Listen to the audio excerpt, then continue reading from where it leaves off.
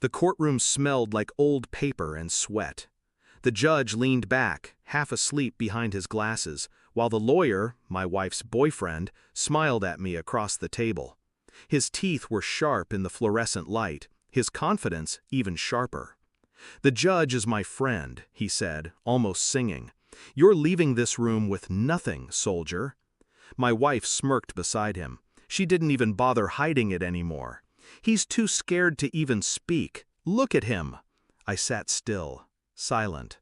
He slid a stack of papers in front of me, pushing the pen across the wood with a practiced flick of his wrist. "Sign it. Now."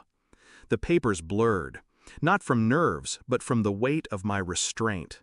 They thought silence was weakness. They mistook composure for defeat. If only they understood who I really was. It hadn't started here.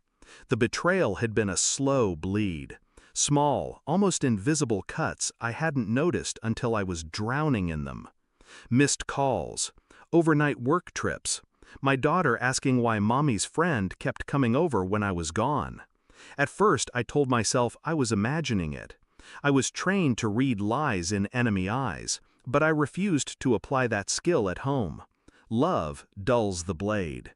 Then came the bank account. Withdrawals I hadn't made. Hotel receipts tucked between grocery bills. I had asked her once, calmly, quietly, about the name scribbled on the receipt. She'd laughed. A lawyer from her firm, nothing more. But I'd seen the way her eyes shifted when she said it. A flicker of recognition she couldn't disguise.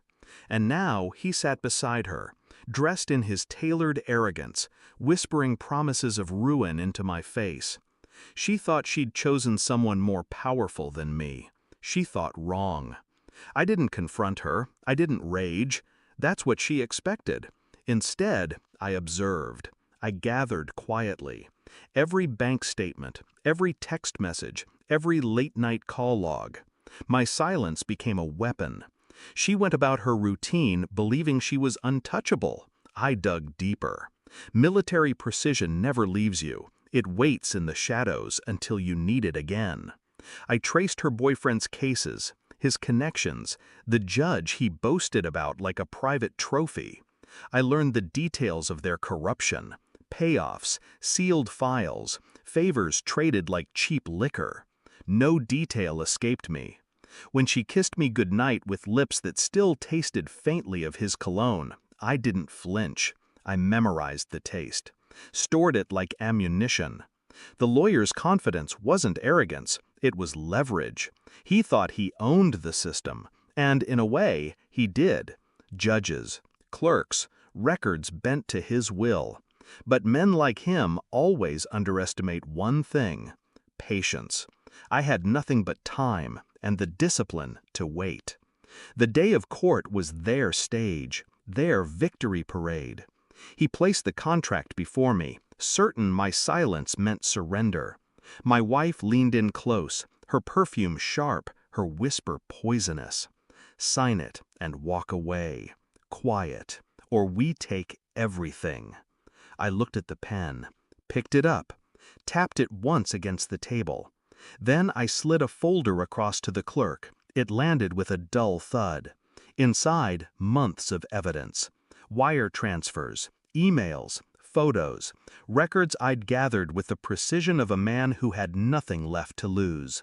The judge's face drained as he scanned the first few pages. His hand trembled, glasses slipping down his nose.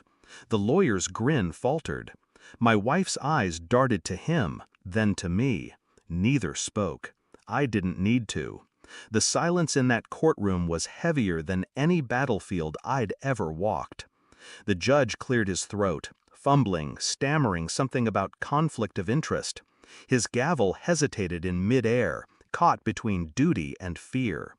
The lawyer leaned forward, whispering now, desperate. Where did you get this?" I met his eyes, calm, steady, patience. My wife tried to speak, some broken excuse, some plea that never formed into words. Her lips trembled, but I had already stopped listening.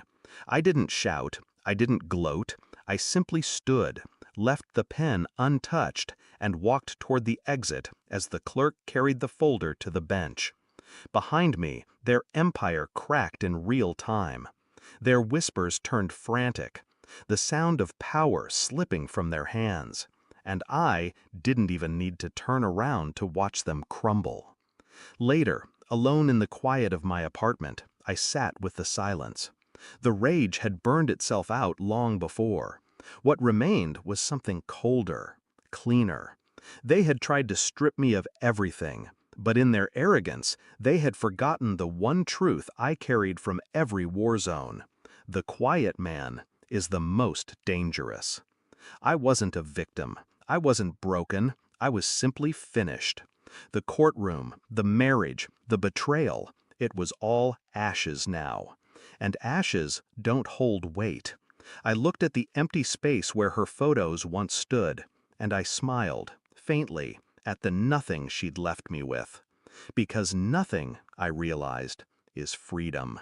And freedom is mine. Thanks for watching. Don't forget to like, share, and comment.